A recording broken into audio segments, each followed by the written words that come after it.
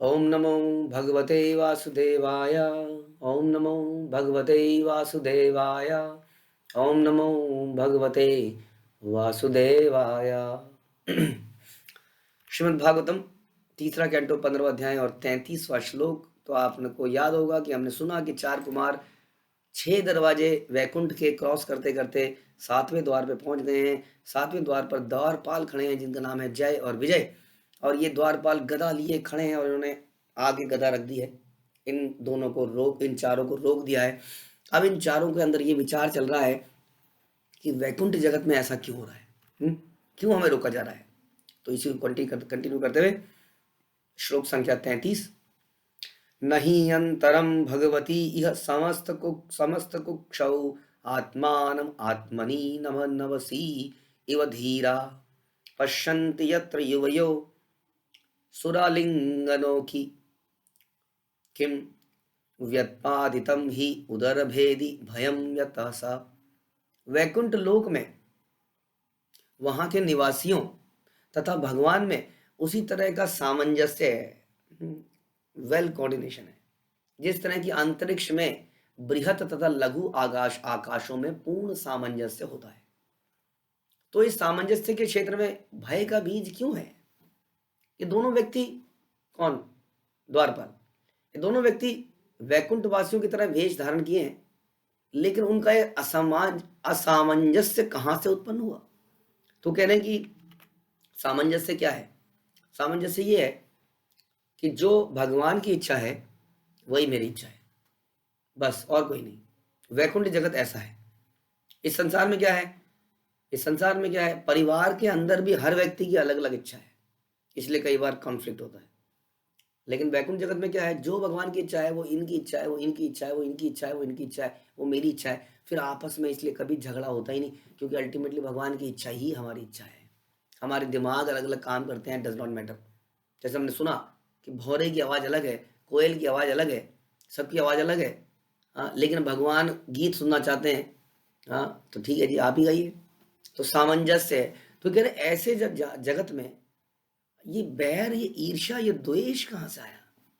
हाँ, कि तुम नहीं जाओगे, तुम जाओगे, तुम ऐसा करोगे, तुम नहीं करोगे। ये सब चीजें, डुअलिटीज तो भौतिक जगत में होती है, आध्यात्मिक जगत में तो ऐसा कुछ नहीं होता। तो कह रहे हैं कैसे, दोनों लगते तो वैकुंठ के हैं, लेकिन काम कौन सा कर रहे हैं, काम कर रहे हैं भौतिक जगत के। भौतिक जगत में द्वेष है, ईर्ष्या है। इसने ये मेरे से आगे क्यों निकल गया, इसने ये सेवा कैसे कर दी, इसके पास पैसा ज्यादा क्यों है, इसके पास पत्नी अच्छी क्यों है, इसके पास ये क्यों है। यहाँ पर ऐसा, भगवान के धाम में ऐसा व्यक्ति जा ही नहीं सकता है। ये आगे आपको और क्लियर होगा। जिस तरह शरीर के भीतर बहुत सी शारीरिक संरचनाएं होती हैं, किंतु वो भी उदर की तुष्टि के लिए काम करती हैं। हाँ, शरीर के अंदर भी तो अलग अलग चक्र घूम रहे हैं, है ना। कितना सारा हमारा हाथ देखिए अलग है, पैर अलग है, सब कुछ अलग अलग है। अब हाथ जो है इतनी मेहनत करके खाना बनाता है, पैर खाना बनाते हुए खड़े रहते हैं, है ना। दिमाग चलता है, नेत्र देख देख के बताते हैं यहाँ से काटो, यहाँ भिगो, यहाँ तेल डालो। सारा शरीर उस खाने को बनाने में इतनी मदद करता है, और पेट बस पैरों के ऊपर टिका रहता है। लेकिन हाथ खाने को उठाकर मुंह में डालता है, मुंह उसको चबाता है, और सारी चीजें पेट में डाल दी जाती है। तो प्रभुपाद कहते थे कि एक बार सबने हड़ताल कर दी कि नहीं, ऐसा नहीं चलेगा, तुम कुछ करते नहीं हो, मिलता तुमको ही है, अब हम तुम्हें कुछ नहीं देंगे। तो हाथ पैर सबने पेट को देना बंद कर दिया, और जब पेट में कुछ नहीं गया तो थोड़ी देर में सारा शरीर कमजोर पड़ गया। हाँ, हाथ में भी जान नहीं रही, पैर में जान, तब समझ में आया, ओहो, हमें ये ताकत पेट से मिल रही थी। उसी तरीके से जब जीवात्मा को पता चल जाता है कि हमारी जीवन की ताकत भगवान से है, तो कहते हैं संसिद्धिम हरितोषणम, सब चीज संतुष्ट हो जाती है जब हरि संतुष्ट हो जाते हैं। तो ये हाथ पैर, ये पूरा शरीर भगवान को तुष्ट करने में लगता है। और जब व्यक्ति विद्रोही हो जाता है, कहते नहीं, हम भगवान को नहीं मानते, कोई भगवान भगवान नहीं है, आप करो और खाओ। तो धीरे धीरे इसी हाथ पैरों की तरह उन्हें समझ में आता है एक दिन कि उन्हें तुष्टि नहीं मिल रही है, इतनी मेहनत करके भी संतुष्टि नहीं है, प्रसन्नता नहीं हो रही है। क्यों नहीं हो रही है, क्योंकि हम भगवान की तुष्टि का कार्य नहीं कर रहे हैं। तो प्रभुपाद पेट का, शरीर का एग्जाम्पल देके इसको समझाने की, ऐसा है भगवान का जगत। जहाँ हाथ पैर सब इस पेट के लिए काम कर रहे हैं और पेट ऊर्जा दे रहा है, उसी तरह वैकुंठ में सारे लोग भगवान की प्रसन्नता के लिए कार्य कर रहे हैं और इससे सभी जीवों का कल्याण हो रहा है। श्रीमद् भागवत गीता में धर्म का अर्थ भक्तिमय सेवा बताया गया है। प्रभुपाद कह रहे हैं धर्म का अर्थ क्या है? भगवान की प्रेममयी सेवा, यही वास्तविक धर्म है। कोई व्यक्ति इसको इतना क्लियरली किसी ने आज तक नहीं बताया जितना श्रील प्रभुपाद ने बताया ना। बहुत सारे धार्मिक गुरु हैं, बहुत सारे प्रचार कार्य हो रहे हैं, लेकिन कोई ये नहीं बताता कि जीव का धर्म क्या है। प्रभुपाद ने बहुत ही क्लियर शब्द में बताया कि जीव का धर्म है भगवान की प्रेममयी सेवा करना। और कृष्ण कहते हैं कि सारे धर्म को त्याग दो और एकमात्र मेरी शरण में आओ, यही धर्म है। शरण में आने का मतलब यही है। शरण में आके हम भगवान के साथ रजाई में सो थोड़ी जाएंगे। शरण में आके हम भगवान की सेवा करेंगे। जब मनुष्य को इसका पूरा पूरा भान रहता है कि कृष्ण ही परम भोक्ता हैं और मुझे उनको भोग देना है, हाँ, तो यदि वो ऐसा कार्य करता है तो असली धर्म का कार्य करता है। इसीलिए कृष्ण कहते हैं कि बाकी सारे धर्म को त्याग दो। हाँ, आध्यात्मिक जगत में अब कोई ये कहे कि कृष्ण ऐसा क्यों कहते हैं, अपने ही पास क्यों बुलाते हैं, अपने ही शरणागत करने को क्यों कहते हैं, तो ये उसी तरह से हो गया जैसे हाथ पैर। हाँ, मैं नहीं करूँगा पेट की सेवा, मैं क्यों करूँ सेवा, मैं करूँ, खाओ तुम।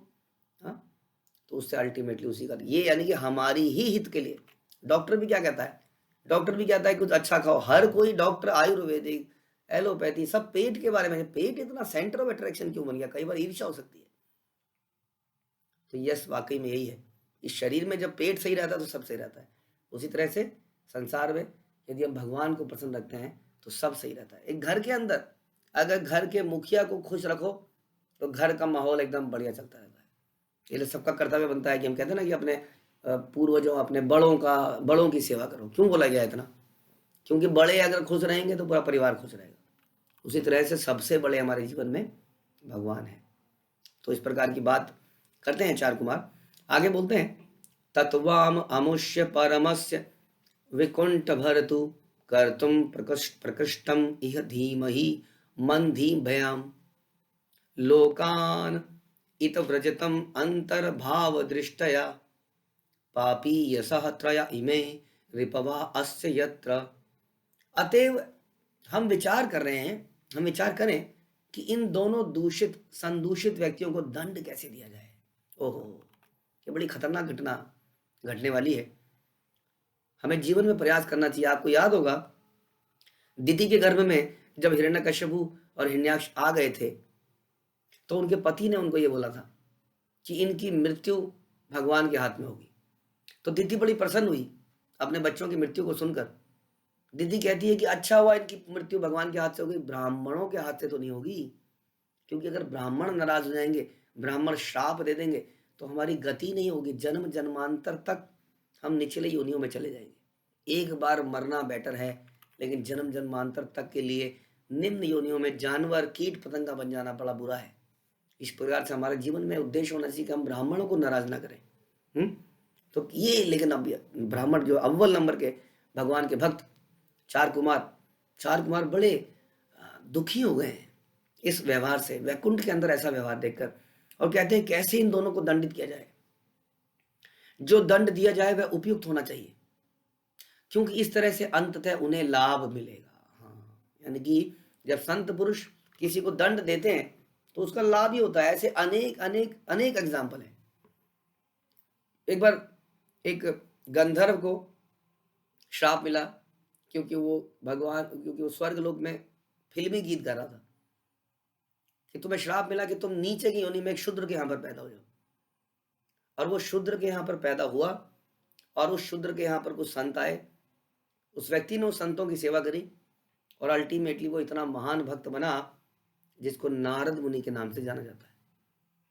श्राप के कारण हम सुनते हैं नल कुंवर और मणिग्रीव बहुत ही अभद्र काम कर रहे थे, नंगे थे, स्त्रियों के साथ खेल रहे थे। हाँ, नारद मुनि ने श्राप दिया, हाँ तुम पेड़ बन जाओ, तुम पेड़ बनने के लायक हो। हाँ, लेकिन वो श्राप इस प्रकार से दिया कि वही पेड़ भगवान दामोदर लीला में नीचे गिराते हैं और उनको अपना दर्शन देते हैं, और वो पेड़ पूरे जिंदगी भगवान की लीलाओं का साक्षात दर्शन करते हैं भगवान के आंगन में। तो ऐसे अनेक अनेक एग्जाम्पल हैं जहाँ संत लोग अगर श्राप देते हैं बाद में वही श्राप उनके कल्याण का कारण बनता है। संत लोग कभी किसी से ईर्ष्या नहीं करते हैं, साधु तो कहते हैं कि कैसा इनको शाप दिया जाए, हाँ अंततः उन्हें लाभ हो सके, क्योंकि वो वैकुंठ जीवन में के अस्तित्व में द्वैध पाते हैं, यानी कि यहाँ के लायक नहीं है ये लोग। ये तो भौतिक जगत की मेंटेलिटी को रखने वाले हैं, अतः वे संदूषित हैं। उन्हें भौतिक जगत में भेज दिया जाना चाहिए, जहाँ जीवों के 3 प्रकार के शत्रु होते हैं। ये 3 प्रकार के शत्रु कौन है? श्रील प्रभुपाद बताते हैं ये 3 प्रकार के शत्रु हैं, काम, क्रोध, लोभ या इच्छा, क्रोध या और काम, वासना। वासना, वासना को लोभ कह सकते हो, लोभ के लेवल पे, या काम क्रोध लोभ भी है, या इच्छा क्रोध और काम वासना, ये हमारे असली शत्रु हैं। ये भगवत गीता में भी आता है कि किस प्रकार से ये जो लस्ट है ये सबसे बड़ा शत्रु है हमारा। ये जो काम इच्छाएं बेसिकली इच्छाएं, वो कौन सी इच्छाएं? कई बार काम का मतलब समझा जाता है, वो काम मतलब हो गया sexual desires. It is not only about sexual desires, it is about desires, material desires, any material desires. I want to have more money, that is again काम। मुझे सम्मान की बहुत इच्छा है, काम है। तो ये हमारा क्या है? ये हमारा सबसे बड़ा शत्रु है, उदाहरण। और 3 शत्रु इस प्रकार के, जो 3 शत्रु हैं, ऐसी जगह में भेजा जाए। हम पूरे जिंदगी में अपने घरों में ताले मारते रहते हैं, कैमरे लगा लेते हैं, सिक्योरिटी सिस्टम बनाते हैं, गार्ड लगाते हैं, हमारे साथ गनमैन चलते हैं, लेकिन हम कभी ये बात को समझ नहीं पाए। शास्त्र कह रहे हैं हमारे शत्रु तो ये इनमें से कोई भी नहीं है। हमारे शत्रु ये आदमी लोग नहीं है, ये जानवर नहीं है, ये प्रकृति नहीं है। हमारा शत्रु हमारे हृदय में बैठा है, काम के रूप में, क्रोध के रूप में, लोभ के रूप में, हमारे हृदय में ही बैठा हुआ है। उसके ऊपर कोई चिंता नहीं कर रहा है, उसकी सफाई, उससे बचने का प्रयास कोई नहीं कर रहा है। उससे बचने के लिए जंगले कहीं नहीं लगाए जा रहे, लोग गेट लगाए जा रहे हैं, बड़े बड़े गेट लगाए जा रहे हैं, करंट लगा रहे हैं, क्या क्या नहीं कर रहे हैं। लेकिन ये तो बड़ा आसान है इस शत्रु से बचना। केवल क्या करना है? केवल श्रवण करना है। श्रीमद् भागवतम का, भगवद गीता का श्रवण मात्र से, जिसमें कोई पैसे नहीं लग रहे हैं, हम इस शत्रु से बच सकते हैं। तो यहाँ पर 4 कुमार उनको दंडित करने के लिए बोलते हैं कि इन्हें पृथ्वी लोक में भेज देना चाहिए। वहाँ पर यही सब चलता है। वास्तव में हम यही सब तो देखते हैं दिन रात अपने आसपास। ये ऐसा क्यों कर लिया, इसने ये क्यों कर लिया, ये ऐसा क्यों कर रहा है। दिन रात हमारा सारा फोकस इसमें है कि सामने वाले ने क्या गलत किया। कभी हम ये सोच ही नहीं सकते हैं कि मेरे अंदर क्या कमियां हैं, मैं कैसे इंप्रूव कर सकता हूँ। हमारा पूरा दिन बॉस की कमियां, सास की कमियां, सड़क में सरकार की कमियां, मतलब दिन रात हमारा इसी में बीत जाता है। तो कहते हैं इन लोगों के लिए यही जगह सही है, क्योंकि इनको यही दिखता है। ये बड़ा इंपॉर्टेंट डिस्कशन है। अब इसके बाद भी बहुत कुछ होने वाला है। क्या बता रहा है कि संदूषण के कारण, यानी कि जो उनके अंदर करप्शन आ गया था, इन दोनों के अंदर, भौतिक जगत में स्थानांतरित होने पर विवश किया जा रहा है। हाँ, ऐसा घटना हो रही है यहाँ पर। तो यहाँ पर प्रभुपाद बता रहे हैं कि ये 3 शत्रु जो हैं, जीवों को भौतिक जगत में रहने के लिए बाध्य करते हैं। जब तक कोई व्यक्ति इन चीजों से मुक्त नहीं हो जाता, इच्छा, क्रोध, काम, वासना, जिसका सोर्स हमारी इच्छा ही कह लीजिए। इच्छा पूरी ना होने पर ही क्रोध आता है, और इच्छा अगर पूरी हो जाती है तो वासना में बदल जाती है। तो अल्टीमेटली इच्छा ही सबसे बड़ी समस्या है। जब तक ये इच्छा स्पिरिचुअल नहीं हो जाती, यानी कि भगवान की सेवा में कन्वर्ट नहीं हो जाती, तब तक ये इच्छा हमारा सर्वनाश करेगी, और तब तक हमें भगवत धाम में प्रविष्ट होने नहीं दिया जाएगा, जैसे कि इन दोनों को वहां पे नहीं रहने दिया जा रहा। इसलिए इंद्रिय तृप्ति का अवसर ना मिलने पर प्रभुपाद कह रहे हैं मनुष्य को क्रोधित नहीं हो जाना चाहिए। उसको सोचना चाहिए जितना भगवान की कृपा से मिल गया उसमें संतुष्ट रहूं और अपना असली काम करूं, हरे कृष्णा मंत्र का जाप करूं। इस श्लोक में स्पष्ट कहा गया है कि दोनों द्वारपालों को भौतिक जगत में भेज दिया जाना चाहिए, जहां अपराधियों को रहने की अनुमति है। यानी कि इस भौतिक जगत में अपराधी लोग रहते हैं, जिनकी भौतिक इच्छाएं हैं, जो भगवान से विद्रोह कर चुके हैं। क्योंकि अपराध भावना के मूल सिद्धांत इंद्रिय तृप्ति है। ये जो इच्छा है इंजॉय करने की, यही मूल प्रवृत्ति, यही समस्या है।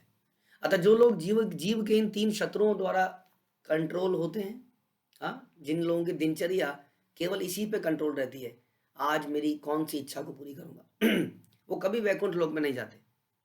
ये समझ लेना चाहिए।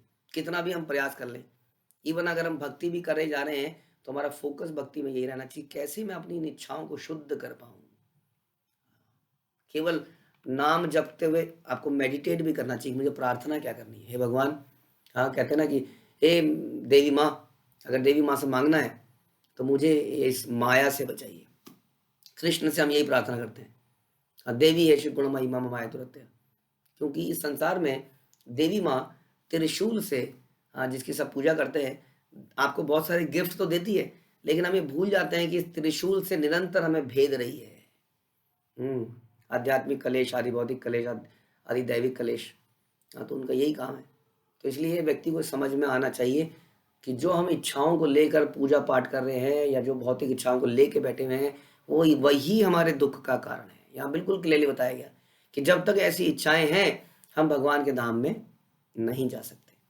इसी कारण से इन दोनों को वहां से नीचे भेजने का कार्यक्रम चालू हो गया है। अब भगवान के भक्त हैं, भगवान से दूर रहना पॉसिबल नहीं है। जो एक बार भगवान का रस चख लेता है, लेकिन इन विचारों को भगवान से दूर किया जा रहा है।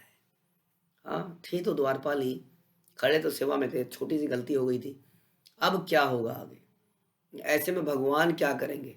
हाँ, अब भगवान थोड़ी देर में प्रस्तुत होने वाले हैं और इन सब लोगों की मीटिंग करने वाले हैं। उस मीटिंग में क्या निकलेगा, कौन कहाँ जाएगा, इसको हम समझेंगे अगले प्रवचन में। हरे कृष्णा। श्रील प्रभुपाद की जय। ग्रंथराज श्रीमद् भागवतम की जय।